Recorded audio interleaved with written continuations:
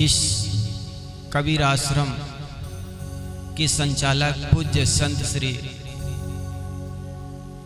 Rule साहेब जी, कबीर आश्रम एटा से पधारी सुश्री राधा साहेब जी व इस मंच पर विराजमान समस्त संतजन, सत्संग प्रेमी बंधुओं, शक्ति भक्ति के स्रोत, ममतामयी माताओं, जीवन में सत्संग की जरूरत क्यों पड़ती है? कभी मन में विचार आया, कभी प्रश्न आया? प्रश्न सदा जिंदा लोगों के जहान में पैदा हुआ करता है। मुर्दा के अंदर क्या प्रश्न आएगा? दुनिया में जितने भी संकट और समस्याएं जो आती है वो जिंदे लोगों के अंदर में ही समस्याएं आती हैं। और जिस व्यक्ति के अंदर में कोई समस्या ना हो तो समझना वो आदमी मुर्दा है। जीवित रहोगे तो समस्या आएंगी, कष्ट आएंगे, और कष्ट से निवारण के लिए संत जन सत्संग की बातें श्रवण सुनने की जरूरत है। एक घटना से मैं अपनी बात को शुरू करूं। एक घर में घर के सारे लोग भोजन कर रहे थे। चूंकि दिन भर अपने अपने काम, व्यापार, धंधे में किसी को फुर्सत नहीं मिलती कि साथ में भोजन करें। शाम के जब 8 बजे एकत्रित होते और भोजन करते तो साथ में बैठ करके भोजन करते वे लोग। तो घर के सारे लोग भोजन कर रहे थे। बात बात में हंसी विनोद की बातें हो रही थी। कहते हैं भोजन के समय मन प्रसन्न हो, हंसी विनोद की बातें हो ना, तो सूखी रोटी भी अमृत हो जाया करती है। अगर काजू किशमिश भी खाओ लेकिन मन में कुटिलता हो, मन में राग द्वेष हो, मन में और तरह तरह की बातें हो, तो वो काजू किशमिश भी आपके लिए जहर का कारण बन जाएगा। तो घर के सारे लोग भोजन कर रहे थे। बात बात में घर के सारे लोग बड़े मुस्कुरा रहे थे, हंस रहे थे। लेकिन घर के जो मुखिया था वो मुख खोल करके बड़े अठास के हंस रहा था, खुल के हंस रहा था। एक समय ऐसा आया कि जैसे वो मुख खोल करके हंस रहा था, एक मक्खी उड़ती हुई आई और उनके मुख में घुस गई। समझ में तो आ रही मेरी बात? तो घर के जो मुखिया था बात बात में ठहाका लगा करके हंस रहा था। मक्खी उड़ती हुई आई, उनके मुख में घुस गई, और तब से उनको ऐसा लगने लगा कि मेरे छाती पे मक्खी घूम रही है। कभी पेट को पकड़ता, कभी सीना को पकड़ता और कहता ये रही मक्खी, ये रही मक्खी, ये रही मक्खी। घर के लोगों ने समझा रही, सोनोग्राफी भी करने से पता चला अब मक्खी आपके अंदर है नहीं। उस आदमी ने कहा तुम्हारी मशीन तुम्हारे पास, लेकिन मुझे अभी भी पता चल रहा है कि मेरे अंदर मक्खी है। वो कभी पेट को पकड़ता, कभी सीने को पकड़ता और कहता ये रही मक्खी, ये रही मक्खी, ये रही मक्खी। घर के सारे लोग हैरान हो गए, सोचे ये आदमी तो पागल हो जाएंगे। और अभी तक तो केवल अंदर मक्खी थी। जिस कमरे में वो बैठा हुआ था वो कमरे में भी ताली मार मार कर कहता ये मक्खी को उड़ाओ, ये मक्खी को भगाओ। घर के लोग तो सोचे ये आदमी तो एकदम पागल हो जाएंगे। मेरी कहानी को बड़े ध्यान से सुनना और आपके जहन में उतारना। घर के लोगों ने सोचा ये आदमी तो बिल्कुल पागल हो जाएंगे। कहा जाता है उस गांव में एक संत आए, फक्कड़ संत, सदगुरु कबीर जैसे। उनको बुलाए। संत ने कहा भाई इस आदमी को कोई बीमारी नहीं है, इनको एक मनोरोग है और इस मनोरोगी को किसी मनोचिकित्सक के पास ले जाने की जरूरत है। उनकी पत्नी किसी मनोचिकित्सक के पास अपने पति को ले करके गई। डॉक्टर के पास ले जाकर के बताने लगी कि जी एक बार ऐसा हुआ कि ये भोजन कर रहे थे, भोजन करते करते एक मक्खी उड़ती हुई आई, इनके मुख में घुस गई, और तब से इनको लगने लगा कि मेरे अंदर मक्खी है। डॉक्टर ने उनकी बात सुन करके कहा कि तख्त में लेट जाओ। उस आदमी को तख्त में लेटा दिया और तख्त में लेटा करके आला निकाला, कान में लगाया एक छोर, दूसरे छोर को उसके पेट में रख करके तैराने लगा, घुमाने लगा। और घुमाते घुमाते डॉक्टर ने बड़े आश्चर्यचकित होकर के कहा अरे वो कैसे डॉक्टर थे और उनकी मशीन कैसी थी? मुझे तो केवल आला लगाने से पता चल गया कि तुम्हारे अंदर मक्खी है। वो आदमी तो एकदम उठ के बैठ गया जो तख्त में लेटा हुआ था। उन्होंने हाथ जोड़कर कहने लगा, डॉक्टर साहब आप मिल गए तो मेरी जिंदगी बच जाएगी, अन्यथा ये गांव के सारे लोग, सारे डॉक्टर मुझे मार डालना चाहते हैं। उनकी पत्नी सोचती है तो बड़े गजब का डॉक्टर है, मैं तो सोची थी इसका इलाज करेंगे, लेकिन ऊपर से और ये बता रहे हैं कि तुम्हारे अंदर मक्खी है। डॉक्टर ने अपने होठों पर उंगली रख करके कहा, देवी तुम चुप रहो, और उस आदमी को कहा, जी पता चल ही गया है तुम्हारे अंदर मक्खी है, अब निकालने का प्रयास करता हूं, तुम लेट जाओ। वो आदमी लेट गया। बाहर आकर उनकी पत्नी से इशारा किया, देख तुम कहीं से जाकर के एक बड़ी मक्खी पकड़ के ले आओ, और एक सफेद बोतल, सफेद कलर का जो बोतल था, बाटल था, वो बाटल को उनको पकड़ा दिया और कहे कि बाहर से कोई बड़ी मक्खी पकड़ के ले आओ। उनकी पत्नी कहती, इसको क्या करोगे? उस मनोचिकित्सक ने कहा, ये तर्क वितर्क करने की बात नहीं है, तुम जाकर के मक्खी पकड़ के ले आओ। उनकी पत्नी जाकर के कहीं से बड़ी मक्खी पकड़ करके ले आई। डॉक्टर को उस बोतल में मक्खी डाल करके पकड़ा दी, डॉक्टर साहब लीजिए ये मक्खी। डॉक्टर ने उस मक्खी से भरी हुई बोतल को ला करके उस मरीज के चौकी के नीचे रख दिया, और डॉक्टर ने उसको कहा कि अच्छा ये बताओ मक्खी अभी कहाँ पर है, पेट में है? उन्होंने कहा, जी डॉक्टर साहब अभी पेट में उड़ रही है। डॉक्टर ने कहा, तुम तेजी से खांसो ताकि वो मक्खी सीने में आ जाए, छाती पर आ जाए। उस मक्खी ने, उस आदमी ने तेजी से खांसा। डॉक्टर ने पूछा, अब मक्खी सीने में आई जी? उस आदमी ने कहा, जी डॉक्टर साहब अब सीने में आ गई। डॉक्टर साहब ने कहा, अब मुख खोल करके तेजी से खांसो, आंख बंद कर लो, और बोतल खोलोगे तो मैं बोतल, मुख खोलोगे तो मुख के सामने मैं बोतल रखता हूं ताकि मक्खी को पकड़ सकूं।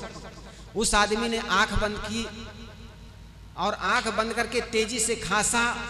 डॉक्टर ने जो मक्खी पहले से पकड़ी हुई थी उनको मुख में टेका दिया, क्योंकि उस आदमी ने तो आंख बंद कर लिया था। उस आदमी ने जैसे तेजी से खांसा, आंख बंद करके, डॉक्टर ने उनके मुख में बोतल टिका करके कहा कि ये रही मक्खी। जैसे ही तेजी से उस आदमी ने खांसा, खांसने के बाद डॉक्टर ने कहा बोतल ऊपर करके, ये रही मक्खी, देखो इतनी बड़ी मक्खी। उस आदमी ने आंख खोल करके देखा, बड़ी मक्खी को देख करके उनके तो सांस में सांस आ गई। डॉक्टर साहब आप मिल गए तो मेरी जिंदगी बच गई, अन्यथा घर के सारे लोग और सारे डॉक्टर तो मुझे मार डालना चाहते हैं। उनकी पत्नी सोचती है, बड़े गजब का डॉक्टर है, मक्खी मैं खुद पकड़ के लाई हूं और ये कहता है तुम्हारे अंदर से मक्खी निकली। डॉक्टर ने बाहर आकर के कहा, देख देवी, तुम अपने पति को सही सलामत चाहते हो तो कभी ये मत बताना कि ये मक्खी तुम बाहर से पकड़ के लाई गई थी, बल्कि ये कहना तुम्हारे अंदर से निकली हुई है। ठीक इसी प्रकार हमारे अंदर में अनेक भ्रांतियों की मक्खी लगी हुई है।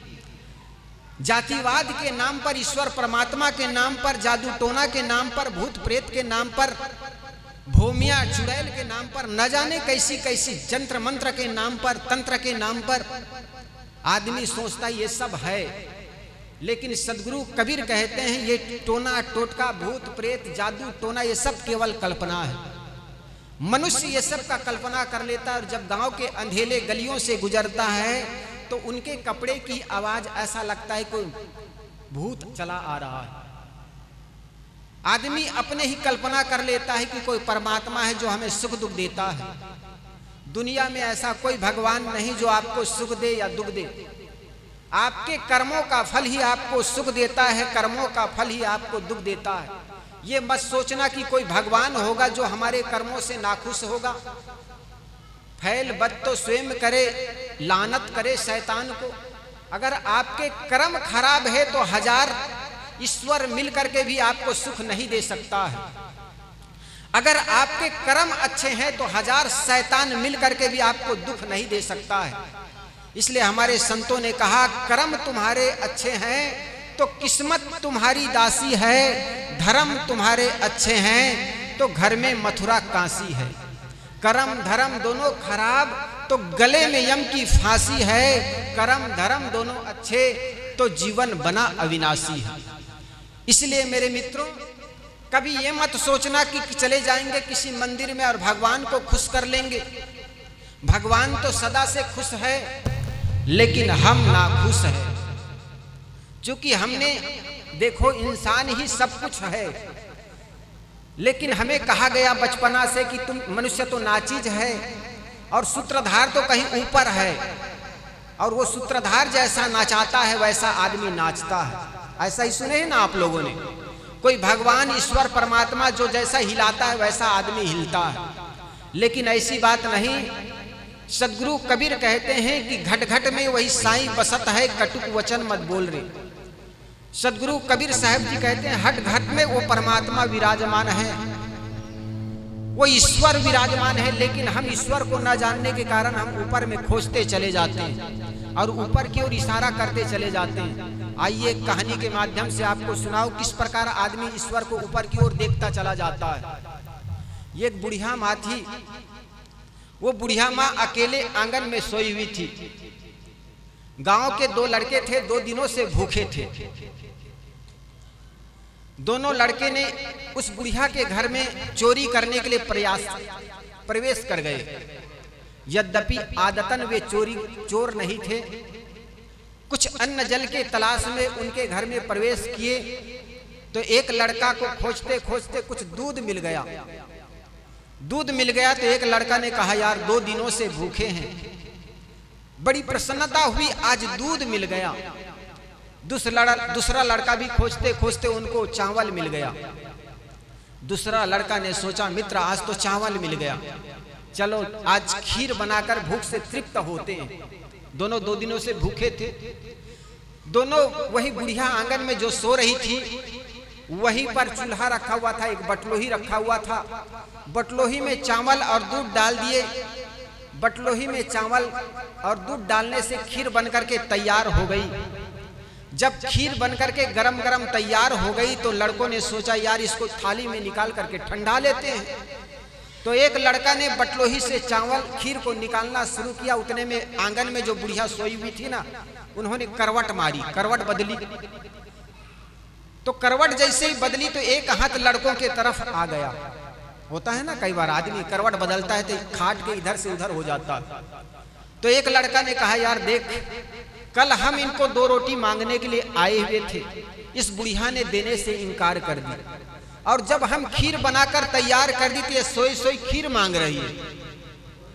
लड़का ने कहा यार इतना मेहनत के बाद तो हम खीर बनाए और इनको दे दे तो बचेगा क्या। लड़कों ने देने से इनकार कर दिया। तो बुढ़िया फिर दूसरी करवट बदलती है। तो दूसरी करवट बदली तो दोनों हाथ लड़कों की तरफ आ गए ऐसे अंजलि जैसे। तो लड़का ने सोचा यार लगता है जब तक ये बुढ़िया खीर नहीं खा लेगी तब तक खाने नहीं देगी। तो एक लड़का को बड़ा मजाक सूझा, गरम गरम खीर निकाली और वो बुढ़िया के हथेली में रख दी। आखिर बुढ़िया सो रही थी। गरम गरम खीर उस लड़का ने हथेली में रख दी तो एकदम बुढ़िया झल्ला गई, बचाओ बचाओ बचाओ। अब 12-2 बजे का टाइम था। बुढ़िया जैसे ही चिल्लाई, सुनसान का समय, आवाज बहुत दूर तक गई। आसपास के लोग जग गए। जाग करके उस डोकरी के पास आकर के कहने लगे माता जी इतनी रात में क्यों चिल्ला रही हो, क्या बात है। उस बुढ़ी माँ ने कहा भैया किसी ने गरम गरम खीर हथेली में डाल दी, अब तो ऊपर वाले जाने। तो दोनों लड़के चोरी करने के लिए आए हुए थे। जैसे बुढ़िया चिल्लाई बचाओ बचाओ तो एक लड़का खाट के नीचे चला गया और एक लड़का ऊपर छज्जा पर चढ़ गया था। छज्जा जान गए ना। तो एक लड़का छज्जा पर चढ़ गया, एक लड़का खाट के नीचे चला गया। और बुढ़िया को जब पूछती है कि बाजी क्या हुआ तो बूढ़ी कहती बेटा क्या बताऊं, ऊपर वाले जाने। तो ऊपर वाले जो लड़का चढ़ा हुआ था उनको लगा ये डोकरी मुझे जान गई है और केवल मेरी ओर इशारा कर रहा है। लड़का हम दोनों चोरी करने के लिए आए, वो खाट के नीचे घुसा, उसका कोई बता नहीं रही है। कहा जाता है दूसरा आदमी फिर आकर के पूछा कि माता जी इतनी रात में क्यों चिल्ला रही हो, क्या बात है। बुढ़िया खीर कहने लगी कि बेटा क्या बताऊं, ये गरम गरम खीर मेरी हथेली में डाल दी, अब तो ऊपर वाले जाने। ऊपर वाले लड़का को एकदम पक्का विश्वास हो गया ये डोकरी मुझे देख ली है। उसी समय एक तीसरा लड़का आया गांव के, उसने कहा माता जी इतनी रात में क्यों चिल्लाई, क्या बात है। वो बूढ़ी माँ कहने लगी बेटा क्या बताऊं, गरम गरम खीर किसी ने हथेली में डाल दी, अब तो ऊपर वाले जाने। ऊपर वाले लड़के से रहा न गया, उन्होंने कहा माता जी क्यों ऊपर वाले को दोष लगा रहे हो, क्या नीचे वाले ना जाने। और कहा जाता है दोनों लड़के को पकड़े गए। हम केवल ऊपर वाले को इशारा करते करते हम दोष मुक्त हो जाते हैं। हकीकत तो यह है न तो कोई ऊपर भगवान है न कोई शैतान है, बल्कि अपनी कमाई आपकी, ना माई ना बाप की। जो जीवन में कर्म करते हो वही आपको लौट करके मिलता है। इसलिए हमारे संतों ने कहा, कर ले कमाई ऐसी जो साथ जा सके, अवसर पड़े जो राह पर काम आ सके। जिंदगी में ऐसे काम करो। देखो कोरोना काल में कितने सज्जन लोग इस दुनिया से चले गए, कितने अपने लोग, निकट के लोग चले गए। याद करो, ऐसे समय में कोई कब काम आता है? ऐसे समय में आपका सत्संग, आपका पुण्य ही काम आते हैं। कितने आदमी हैं बाइक पर चले जा रहे थे, गाड़ी के नीचे आ गए, एक्सीडेंट हो गए, भूकंप आया, जमीन में जमींदोज हो गए। ऐसे समय में आपका पुण्य काम आता है। इसलिए मेरे मित्रों, कर ले कमाई ऐसी जो साथ जा सके, कर ले कमाई ऐसी जो साथ जा सके, अवसर पड़े जो राह पर, अवसर पड़े जो राह पर काम आ सके, कर ले कमाई ऐसे जो साथ जा सके। दुनिया के चकाचौंध में जीवन बिता दिया।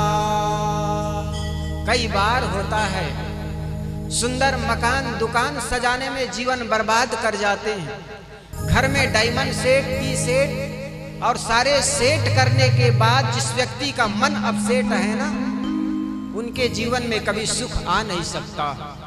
इसलिए मेरे मित्रों, जिन लोगों के बीच रहते हो, जिन माँ बाप के बीच रहते हो, वो माँ बाप ही भगवान है।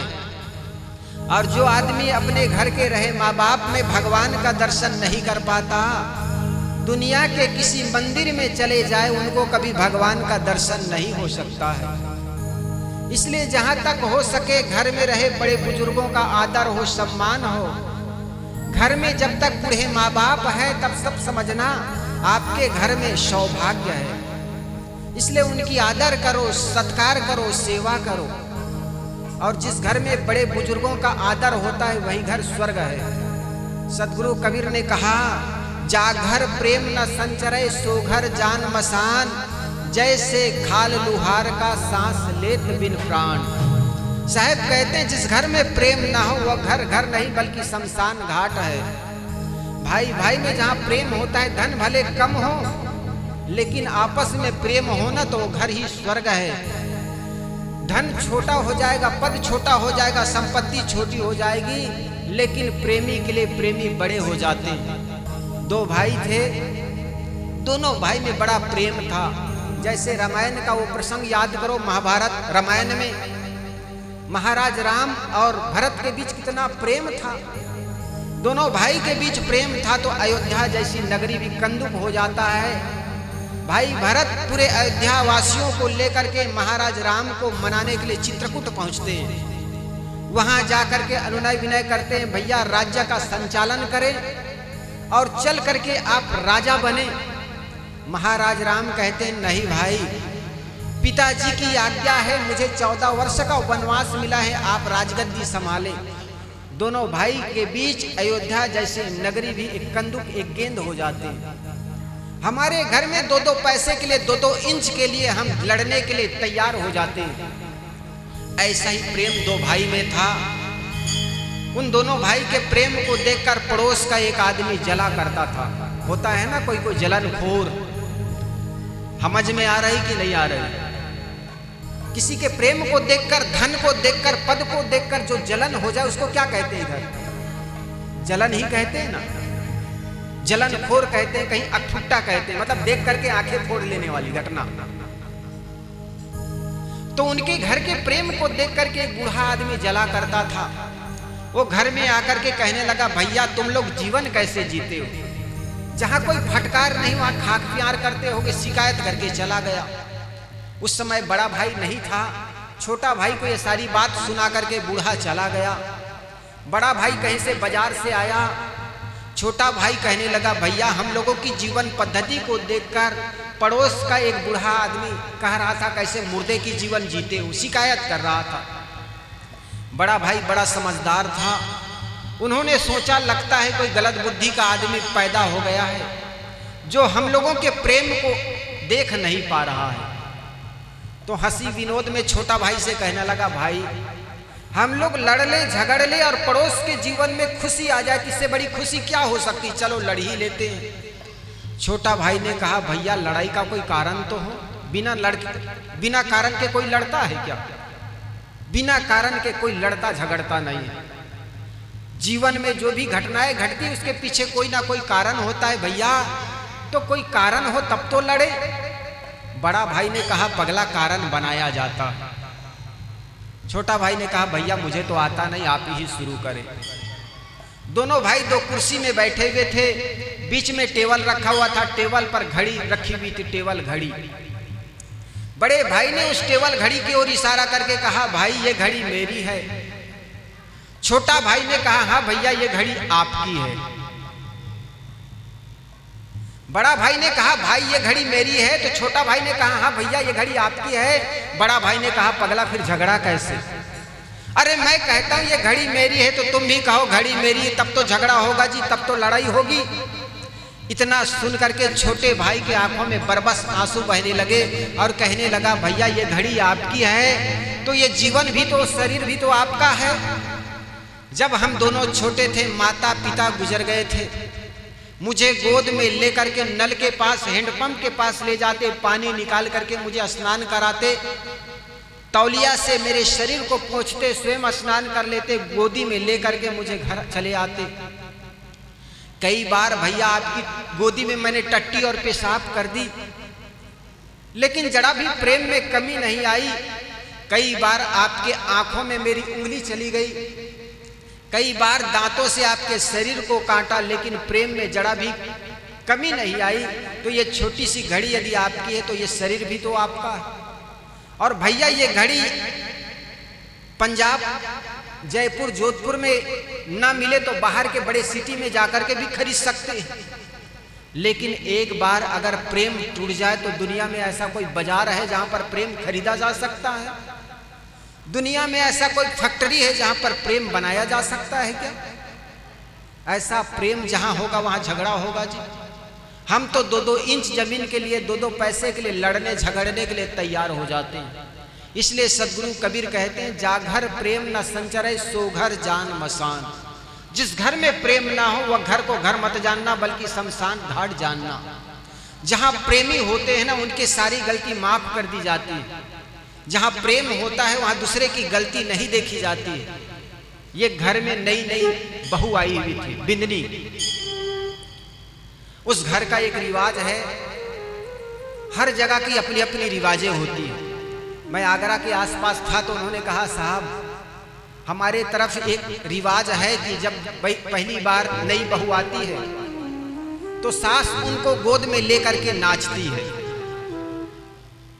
और ये हंसते हुए कहा साहब सास तो एक दिन गोद में लेकर के बहू को नाचती है, फिर जीवन भर वो नाचाती है। तो कुछ ना कुछ रिवाज होती है। तो उस घर की भी रिवाज रही, पहली बार बहू जब आई तो पहली बार भोजन बनाई और भोजन बन करके जब तैयार हो गया तो मिर्ची कुछ तेज पड़ गई थी। चूंकि वो घर में रह करके अपनी माँ के सानिध्य में भोजन बनाने का कभी अवसर नहीं पड़ा था और आज भोजन बनाने का अवसर पड़ा तो भोजन में मिर्ची तेज पड़ गई सब्जी में और सास को भोजन के लिए पारस कर दी। और सास जब भोजन खाने पहली बार एक कौर डाली तो पता चला मिर्ची बहुत तेज पड़ी हुई है। बेचारी उनकी सास भी बड़ी समझदार थी, कोई अपने अंदर का क्रोध अपने अंदर ही रख ली, कोई एक शब्द कही नहीं। लेकिन बहू भी पढ़ी लिखी थी, समझदार थी। सास खाई जा रही थी, बहू पास में बैठी हुई थी। बहू कहने लगी माँ जी सब्जी कैसा बना है। माँ जी सास जी कहने लगी बेटी सब्जी बहुत अच्छी बनी है। माँ जी सब्जी अच्छी बनी है तो भोजन कैसा बना है। सास कहने लगी बेटी भोजन भी बहुत अच्छा बना है, लेकिन मिर्ची तेज पड़ी थी, हल्ला पड़ा था। मिर्ची तेज पड़ने से हाइसू हाइसू करते करते खाई जा रही थी। आंखों से गंगा जमुना बह रहे थे, आंसू बह रहे थे। आंसू को देख करके बहू रानी कहने लगी माँ जी सब्जी अच्छी बनी है, भोजन अच्छा बना, लेकिन आपके आंखों में आंसू कैसे। तो सास कहने लगी बेटी ये तो प्रेम के आंसू है। तुझ जैसे लक्ष्मी मेरे घर में आई हो और ये प्रेम के आंसू मेरे आंखों से छलके जा रही है। इतना सुन करके तो बहू एकदम खुश हो गई। कहा जाता है कोई सास अपनी बहू की प्रशंसा कर देना, उनके 2 तोले खून और बढ़ जाते हैं। उनकी प्रसन्नता को कोई ठिकाना नहीं रहती। बेचारी खुश हो गई और खुश होकर के कहने लगी माँ जी सब्जी अच्छी बनी तो 1 चम्मच और डाल दूं। सब्जी में मिर्ची तेज पड़ी हुई थी और कहने लगी माँ जी सब्जी अच्छी, 1 चम्मच और डाल दूं। सास कही बस बस बेटी ज्यादा प्रेम बर्दाश्त नहीं होगा, इतना काफी है। और कहा जाता है जब सास खा करके उठी तो पता चला, बहू खाने लगी तो पता चला मिर्ची बहुत तेज पड़ी हुई है। उनके मन में बड़ा पश्चाताप हुआ, देखो आज पहली बार भोजन पारस की भोजन बनाई तो मिर्ची बहुत तेज पड़ी हुई है, लेकिन मेरी सास एक कटु शब्द भी नहीं कही। उस दिन से उनके मन में एक बढ़िया एक विचार उठा कि देखो मुझे एक सास नहीं बल्कि एक माँ मिली हुई है, और वो माँ की तरह जीवन भर सेवा करती रही। इसी राजस्थान के मेवाड़ की धरती पर महारानी मीरा पैदा हुई। मीरा को उनके ससुर ने जहर का प्याला भेजा, लेकिन वो जहर का प्याला भी उसके लिए अमृत हो गया। मेरे मित्रों आप क्या खाते हैं क्या पीते हैं बड़े महत्वपूर्ण नहीं है, बल्कि खाते समय आपका मनः दशा क्या है ये बड़े महत्वपूर्ण है। इसलिए आप जब भी कोई चीज खाए, भोजन खाने बैठे तो समझना पूजा करने बैठे, मन में कभी क्रोध मत लाना, छल मत लाना, तो वो सूखी रोटी भी आपके लिए अमृत हो जाएगी। इसलिए जहाँ रह रहे हो उस घर को मंदिर जानना और माँ बाप को उस मंदिर का पावन मूर्ति समझना, तो निश्चित जानिए आपके घर में स्वर्ग उतरेगा। और इसी के लिए हमें जरूरत है सत्संग की। सत की चर्चा चलती रहती पर रमण असत में होता है। अय पथिक कहाँ सत्संग हुआ जो असत से प्रीति हटा न सके। सदगुरु कबीर की 626वीं जयंती के अवसर पर इस कबीर आश्रम के सत्संग हाल में सुंदर भोज भंडारा और सत्संग का सुंदर कार्यक्रम रखा गया है। आप सब आए, इसके लिए आप सबको बहुत बहुत धन्यवाद। और धन्यवाद पूज्य श्री रूल साहब जी को जिन्होंने मुझे याद करके बुलाए और आप सबको दर्शन का सुंदर लाभ दिए, इसके लिए आप सबको धन्यवाद। और इसी के साथ देता हूँ विराम अपनी वाणी को। बोलिए सदगुरुदेव की जय हो, सदगुरु कबीर साहेब की जय हो, संत समाज की जय हो, भक्त समाज की जय हो। सत्संग का अवसर तब बनता है जब बड़ा शांत हो, अन्यथा इधर उधर आते जाते हो ना तो सत्संग का सुंदर अवसर बन नहीं पाता। जब माहौल शांत हो तो मुख से भी अमृत निकलती है। कहते हैं ना कोई उसके मुख से तो अमृत झरता है। ये तब हो पाता है सत्संग का माहौल हो। फिर भी आप लोगों ने आए और बात मेरी ध्यान से सुने, इसके लिए आप सबको बहुत बहुत धन्यवाद।